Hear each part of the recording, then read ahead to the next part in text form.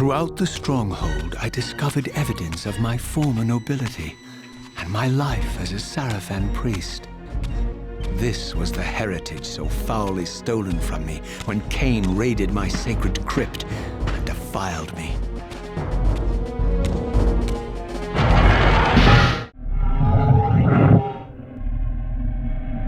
Away from the influence of Mobius's cursed staff, I could feel the strength of the Soul Reaver slowly returning. If that orb was as debilitating to vampires as it was to the blade, it gave Mobius a powerful advantage over his enemies.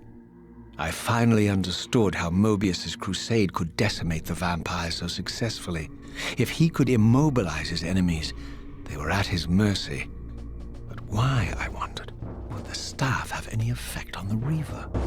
As I neared the stronghold's inner sanctum, a strange sensation crept over me.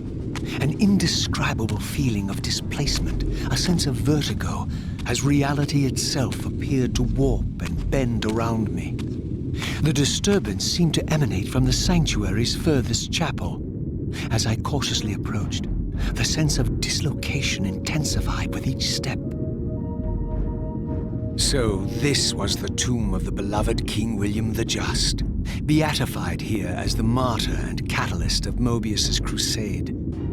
I was reminded of Kain's journey as a fledgling vampire, how Mobius coerced him to travel back in history and assassinate William, thus igniting a genocidal hatred of vampires among the citizens of Nosgoth. And here I discovered the source of the displacement. The Soul Reaver itself, laid out like a holy relic, and broken, apparently in the battle between William and Kain. I had not thought such a thing was possible, until, of course, Kain shattered the blade against me when he tried to strike me down. Thus, the captive spirit inhabiting the Reaver was released, and binding itself to me, became my symbiotic weapon. And so the Reaver met its former self, still imprisoned in this corporeal shell. I watched, mesmerized, as the Wraith blade uncoiled itself and snaked down the length of the physical blade. Embracing its twin, its mirror self, the Reaver's long-dormant spirit was now fully aroused. And for the first time, I felt the true presence of this other entity, willful, ravenous, and deranged from thousands of years of imprisonment. The Reaver was now in command, and I, now merely its helpless host, felt my soul being leeched to restore the blade. But the Reaver knew better than to destroy its host, and just as I neared the brink of oblivion, the blade released its hold on me. As I recovered, I realized we were now bound together in a fragile alliance. The Reaver no longer merely my symbiotic weapon, but a sentient parasite competing for control. What have you done to me, Mobius? Is this your trap? How mine? Don't forget it was Kain who led you here, not I.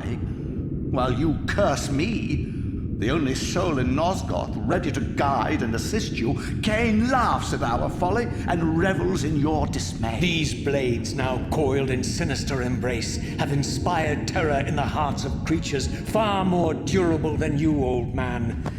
Bound together as they are, I can only imagine what they could do to your soul's fragile shell. Raziel, I beg you to stay your hand. This was none of my doing. I have sought only to aid you in your righteous quest. Why, you're trembling, Mobius. Has your confidence abandoned you? You seem to have made a fatal error by leaving your precious staff behind. Is that where all your courage comes from? Listen to me, Raziel. You don't know what you're doing. I have taken an enormous risk by appearing here before you, so defenseless, yet eager to prove my good intentions. If there's anything left of the Sarafan in you, you won't do this. While you threaten me, your true enemy eludes you. Don't concern yourself with Kain, old man. He'll join you in hell soon enough. As you said, death comes for us all. Yes, the wheel of fate demands it. What did you say? The wheel of fate. The inexorable cycle of death and rebirth to which all men are compelled. We serve the same God, Raziel. To strike me down would be striking God's own attendant. And I don't believe even you would take that risk. I tire of your games, Mobius. Now that I know you fear me, I needn't concern myself with you. Kain is waiting for me. Go then, Raziel. Seek Kain out and destroy him in the name of the one God we both serve. You, who were once a Sarafan priest, murdered, profaned, destroyed, and reborn again from his mercy, you are now most powerfully equipped to be his agent, his instrument of restoration and retribution. My own vengeance is motivation enough.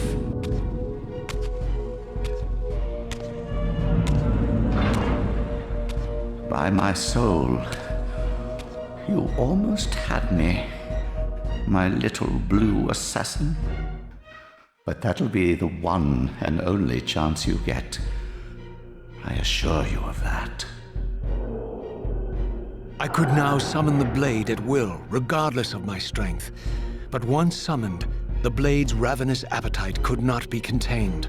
It devoured the souls of its victims, and if I allowed it to become over-aroused, the Reaver would now turn its hunger on me. So this was the legendary Janos Audrin, reputed to have been the most ancient and diabolical vampire to have ever existed. According to folklore, he lived high in the cliffs of Nosgoth's northern mountains and preyed mercilessly on the defenseless villages below. His reign of terror ended when the Sarafan finally hunted him down and tore his throbbing heart from his still-living body. This relic came to be known as the Heart of Darkness, and was supposedly imbued with the power to restore vampiric unlife. The Sarafan therefore guarded it carefully, lest the heart fall into the hands of their enemies. But I wondered, could Janos Audrin truly have been as monstrous as depicted here?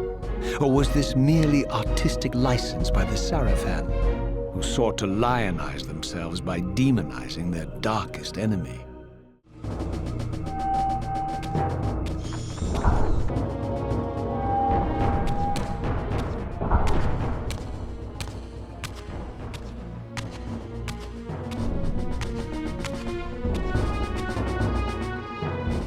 Strange how my history came full circle. This chapel, I realized, was a memorial to my former Sarafan brethren and myself. All of us martyred here, and then so cruelly profaned by Kain when he imposed his gift on our noble corpses.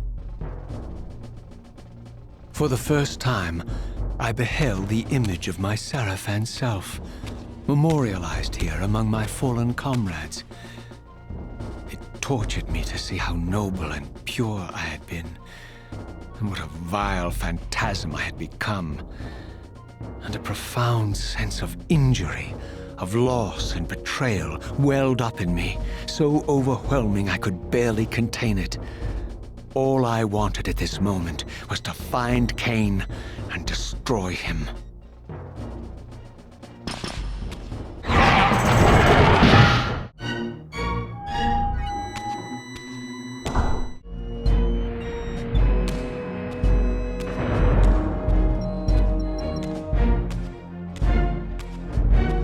Emerged, and for the first time beheld Nosgoth in its former glory. The land overflowed with abundant life and vitality, and I knew with certainty then that the world I had left behind was nothing more than the corpse of Nosgoth, a lifeless husk bled dry by the corruption of Kain's parasitic empire. This was the fragile world Kain sacrificed to preserve his own petty life and ambition, heedless of the profound cost. The sight only deepened my resolve. I sensed that the pillars lay to the northwest, If Kain truly waited to confront me there, I would not disappoint him.